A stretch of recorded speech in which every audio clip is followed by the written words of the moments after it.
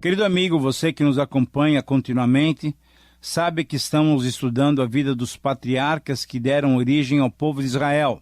Gênesis 29, 1 a 30. Jacó e suas esposas. Vimos a vida de Abraão, vimos a vida de Isaque e agora estamos estudando sobre a vida de Jacó, o filho mais novo de Isaque, aquele que Deus escolhera desde o ventre de sua mãe. Você se lembra que ao terminarmos o nosso último estudo, constatamos que Jacó, apesar da experiência que teve com Deus, quando viu uma escada até os céus e os anjos subindo e descendo por ela, não tinha mudado seu coração ainda. Jacó não tinha ainda recebido, não tinha ainda experimentado uma transformação completa. Você se lembra disso? Muito bem. Você também deve se lembrar que essa transformação não foi evidenciada porque percebemos uma maneira duvidosa com que ele se dirigiu a Deus. Você se lembra das palavras de Jacó? Eu vou repetir para você. Se Deus for comigo e me guardar nessa jornada que empreendo, e me der pão para comer e roupa para vestir, etc., etc., então o Senhor será o meu Deus e eu lhe darei o dízimo. Recorde-se disso? Então, veja só, apesar de obter as mesmas promessas que Deus tinha dado a Abraão e Isaque, Jacó tentou fazer uma negociação com Deus. Você se recorda disso? Mas não é assim que se trata com Deus.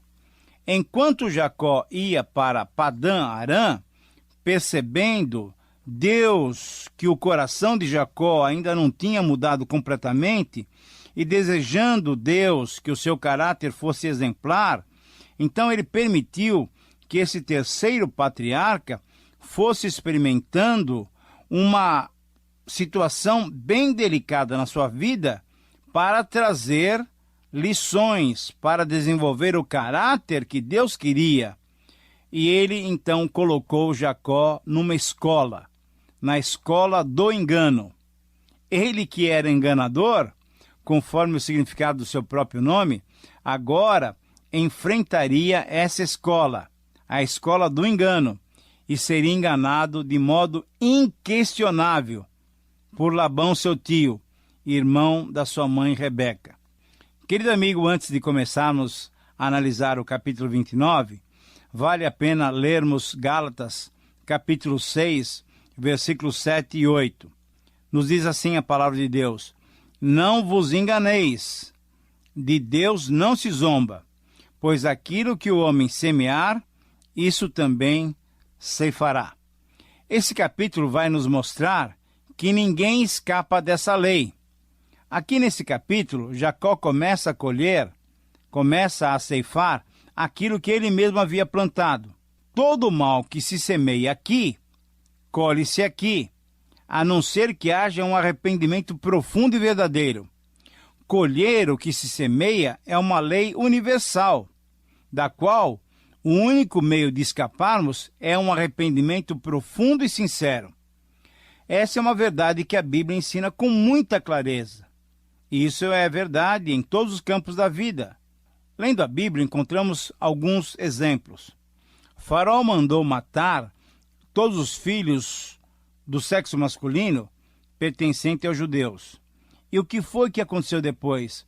Vemos que depois de várias pragas, o anjo do Senhor matou, na verdade, o próprio filho de Faraó e todos os filhos primogênitos dos egípcios. Lemos também que o rei Acabe mandou matar Nabote para satisfazer as suas ambições. E o que vemos depois? O profeta Elias lhe apareceu dizendo que o que ele fez, iriam fazer com ele também. E tudo se cumpriu literalmente como havia dito o profeta. Olha, até mesmo o apóstolo Paulo sentiu o peso dessa lei. Ele deu consentimento para que Estevão fosse apedrejado e morto antes, logicamente, dele ser convertido. Paulo não era convertido ainda. Mas o que aconteceu com o apóstolo Paulo depois? O apóstolo Paulo mais tarde foi levado para fora da cidade de Listra e foi ali apedrejado a tal ponto que pensaram que ele estivesse morto. Mas o exemplo clássico dessa lei, da aplicação dessa lei, nós vamos encontrar exatamente aqui na pessoa de Jacó. Jacó se orgulhava da sua capacidade de enganar. Conseguia tudo com grande facilidade. Ele era um suplantador, um enganador. Portanto, Jacó tinha que aprender exatamente essa lição. E Deus o matriculou na escola do engano. Em Labão, Jacó encontrou um competidor à altura. Na verdade, em Labão, Jacó encontrou um duro professor. Em Labão, Jacó encontrou sua escola de disciplina. Quando vemos no capítulo 31, versículo 41, que Jacó foi enganado por Labão depois dos primeiros 7 anos e que teve que trabalhar 14 anos por suas esposas, percebemos que todo engano que tinha feito em sua vida contra o seu irmão Esaú, contra o seu pai Isaque, agora estava recaindo sobre ele. Mas, ao mesmo tempo, é possível percebermos também que Jacó demonstrou sempre muita objetividade naquilo que ele queria. Veja só, desde o seu nascimento, ao segurar o pé do irmão, pois queria nascer em primeiro lugar, e posteriormente trabalhou para conseguir o direito, na verdade não trabalhou, na verdade enganou o irmão para conseguir o direito da primogenitura, passando pela experiência de Peniel, quando então não parou de lutar como mensageiro divino, até que ele fosse abençoado. Toda essa demora de 14 anos para conquistar aquilo que ele mais queria, isto é, casar com Raquel, demonstram a sua objetividade, a sua tenacidade, a sua grande determinação. Embora esse homem fosse enganador, ele também tinha características bem firmes. E ele estava sendo forjado por Deus para se tornar o terceiro patriarca nessa linha de sucessão. O terceiro patriarca que daria origem à nação de Israel. Querido amigo, então vemos no texto do versículo 1 a 12, encontramos ali Jacó caminhando para o Oriente à procura da família da sua mãe, da família de Labão. Provavelmente cansado pela noite mal dormida, diante da especial visão que tivera por volta já do entardecer, vemos Jacó chegando a um poço. Um bom poço que estava tampado com uma grande pedra, que só era aberto depois que todos os rebanhos ali chegassem para serem dessedentados. Logo ao chegar, ele travou uma conversa com os pastores que ali estavam para identificá-los e identificar também o local onde estava. Confirmando que era o local certo, ele perguntou por seu tio Labão: "Vocês conhecem Labão?" E descobrindo que ele estava próximo do final da sua viagem, então ele ficou muito contente, muito animado. Depois de algum tempo, quando Raquel chegou com seu rebanho, num ato de firmeza e até de uma demonstração de força, ele tirou a grande pedra que tampava o poço e deu água ao rebanho que ela conduzia. Jacó, então, identificou-se com Raquel e, ao confirmar que estava diante de uma prima sua, ele a beijou, chorou e contou-lhe toda a aventura pela qual passara até chegar ali. Raquel, então, imediatamente foi a seu pai Labão dizer o que estava acontecendo e como, surpreendentemente, encontrara Jacó. Querido amigo, 2 destaques devem ser feitos até esse ponto. Em primeiro lugar, a remoção da grande pedra que tampava o poço foi um feito incomum. Isso demonstra que Jacó deveria ser um jovem muito forte para realizar tal façanha. Assim, aquela ideia que talvez tivéssemos de que Jacó fosse mais frágil, mais débil, porque era um rapaz mais caseiro, é desfeita com essa atitude. Em segundo lugar, também destaca-se o choro de Jacó ao encontrar Raquel. Percebemos nele, então, um homem aliviado por chegar num lugar de segurança. Por estar passando a primeira noite fora de casa, por estar fugindo do seu irmão que queria matá-lo, por estar viajando por lugares desconhecidos, certamente o seu coração estava muito ansioso, estava temeroso. Então, ao encontrar Raquel, identificá-la como sua prima, sentiu-se profundamente aliviado e protegido pelo Senhor. O Senhor, mais uma vez, dava prova da sua fidelidade. Tinha prometido e agora cumpria sua palavra. Querido amigo, a bênção do Senhor em nos fortalecer de modo sobrenatural nas diversas ocasiões e circunstâncias pelas quais nós passamos, e a alegria que temos ao nos encontrarmos com familiares, queridos, são lições que podem nos ajudar a olhar para as nossas próprias vidas, pedindo essas mesmas experiências ao Senhor, a sua companhia e a alegria de convivermos em família. Mas o texto prossegue e nos versos 13 a 20 encontramos o relato do encontro de Jacó com Labão. Tão logo Labão soube da história de Jacó através de Raquel, foi encontrar o seu sobrinho e o trouxe para sua casa. Jacó contou toda a sua experiência para Labão, mas certamente não relatou somente as aventuras da sua viagem. Provavelmente relatou também toda a sua vida e o porquê que estava chegando à casa de Labão lá em Padã Arã. Podemos admitir que enquanto ouvia o longo relato de Jacó durante o jantar, Labão, ainda impressionado com a força que Jacó demonstrara no poço, ficou imaginando então de que maneira Jacó poderia ser mais um braço forte no trabalho das suas propriedades.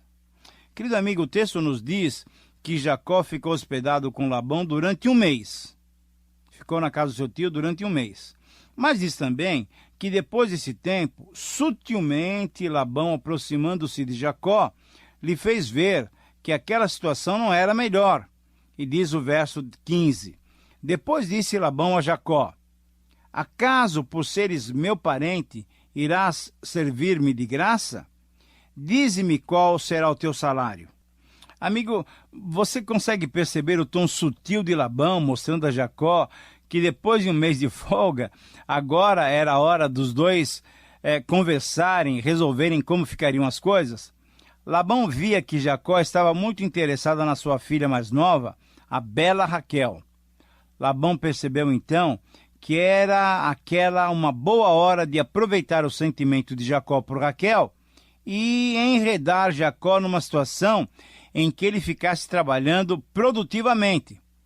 E o texto então descreve brevemente as duas filhas de Labão. Lia, que significa vaca selvagem, a mais velha, ela tinha seus olhos baços, que quer dizer ternos ou tenros, e significando que eram olhos fracos, tanto na visão como na cor. E Raquel, que significava ovelha, era mais nova, era formosa de porte e era linda de semblante. Raquel era uma bonita moça, disposta ao trabalho duro pelo fato de ser uma pastora. Raquel conquistara o coração de Jacó e, por seu amor, para tê-la como esposa, ele se dispôs a trabalhar durante 7 anos para Labão.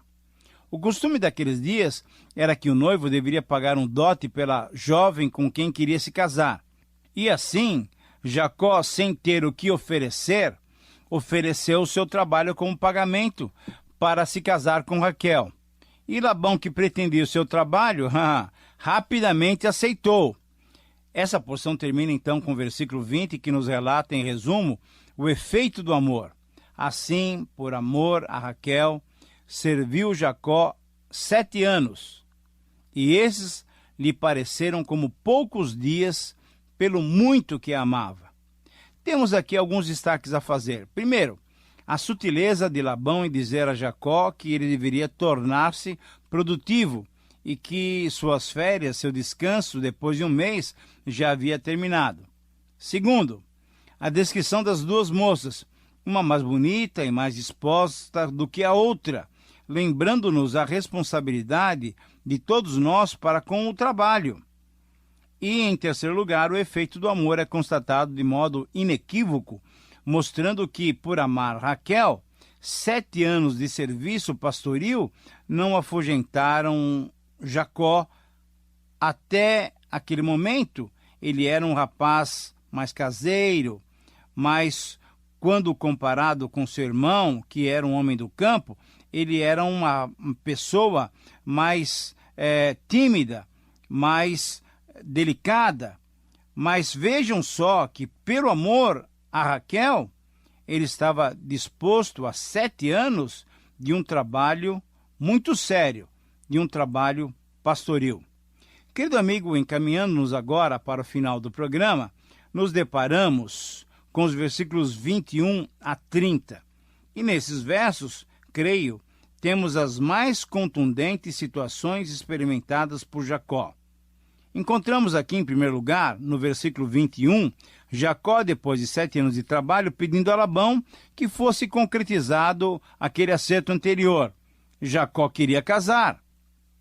Número 2, encontramos a festa que Labão preparou, convidando todos os seus amigos, tudo preparado e devidamente planejado. 3, encontramos a atitude enganadora e mentirosa de Labão, entregando Lia e não Raquel a Jacó. Número 4, vemos que depois de relacionar-se sexualmente, na manhã seguinte, tendo percebido que estava casado com Lia e não com Raquel, Jacó foi reclamar duramente com Labão que tinha sido enganado. 5, encontramos Labão, o enganador, enganando a Jacó. O enganador dando-lhe uma boa desculpa para o seu ato de esperteza. Olha, o costume do local me levou a fazer isso. Número 6, vemos Labão propor um novo trato com Jacó. Daria a Raquel, depois de uma semana, para ser sua esposa, para ser esposa de Jacó, quando acabassem as festividades do casamento. Mas o preço seria por mais 7 anos de trabalho nas suas terras. E número 7, encontramos, conforme os versículos 28 e 30, a afirmação de que Jacó amava mais a Raquel do que a Lia. E mais uma vez, Jacó demonstrou o seu amor por Raquel, submetendo-se a mais uma jornada de 7 anos de trabalho para tê-la como esposa. O texto ainda diz que Labão deu às suas filhas as suas servas, isto é, Zilpa como serva de Lia e Bila como serva de Raquel. Essas seriam moças não só ajudantes de Lia e de Raquel, mas também, como veremos posteriormente, elas também seriam mães de alguns dos filhos de Jacó. Querido amigo, você percebe que situações delicadas Jacó teve que enfrentar? São situações complicadíssimas, não é mesmo? O verso 22 menciona o banquete que Labão deu aos seus convidados. Além do banquete celebrar o casamento de uma de suas filhas, certamente celebrava a astúcia e a esperteza do próprio Labão e a humilhação de Jacó. Durante uma semana, como de costume, foram realizadas as comemorações. E o que deveria ser para Jacó uma ocasião de alegria e de conquista de um alvo tão almejado pelo qual ele tinha trabalhado durante 7 anos, se tornava aquela situação um motivo de gozação, de escárnio, enfim, uma piada de mau gosto. Jacó deve ter se lembrado de suas atitudes passadas. Mas o irônico em tudo isso é que a explicação que Labão deu a Jacó mostrava a ele claramente o seu passado. Jacó tinha roubado de Esaú a bênção costumeiramente reservada ao irmão mais velho, conforme nós vimos quando estudamos o capítulo 27. E agora Labão engana Jacó ao defender exatamente um costume semelhante. Alguns têm dito que se Jacó fosse explícito pedindo Raquel a Labão, esse não teria desculpas para lhe entregar Lia. Eu não creio que tenha sido essa a razão de Labão ter enganado a Jacó. A razão do engano residia, sim, no coração avarento e cobiçoso de Labão. E era, na verdade, uma lição que Deus queria que Jacó experimentasse, que Jacó aprendesse. Jacó estava pagando o preço, estava colhendo aquilo que ele mesmo tinha plantado. Estava pagando o preço das suas condutas anteriores. Aquela primeira manhã após o casamento, certamente foi uma manhã terrível para Jacó. Certamente ele voltou a pensar no seu passado quando enganou seu irmão e seu pai com mentiras, com truques. Foi porque enganou seu pai e seu irmão que ele foi obrigado a deixar o lar. Ele havia obtido o direito de primogenitura e a bênção por meios escusos, por meios mentirosos. Mas Deus não aceita tal prática. Deus não aceita esses métodos para que consigamos as suas bênçãos ou consigamos os nossos objetivos. Deus havia prometido a ele a bênção, o direito de primogenitura, mas Jacó procurou obter tudo isso usando meios errados. Para ele, os fins justificavam os meios, mas Deus não aceitou e não aceita essa prática. Jacó estava agora colhendo aquilo que ele tinha semeado. Jacó estava matriculado numa boa escola, colhendo tudo aquilo que ele havia semeado. A sua experiência estava sendo muito dura, muito difícil, mas era somente assim que ele poderia aprender essa importante lição. Às vezes, se demora um pouco para se colher o que se semeou, mas como diz a lei divina, a lei universal, tudo que o homem semear, isso também ceifará. Querido amigo, que Deus nos proteja de usarmos meios ilícitos para conquistarmos os nossos alvos, para conquistarmos as suas bênçãos. Que não tenhamos que passar por essa escola de engano, por essa escola de Labão, para sermos enganados, como foi Jacó. Que essa lição possa ser aprendida e praticada de tal maneira que nossas vidas sejam sempre agradáveis a Deus. Um grande abraço a você e que Deus te abençoe.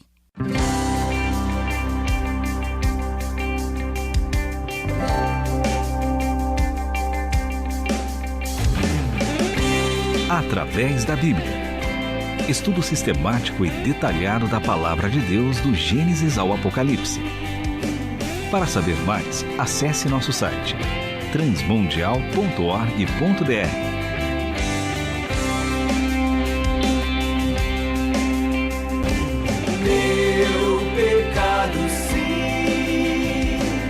Expirou na cruz e por graça sem igual salvou-me meu Jesus. Realização Transmundial.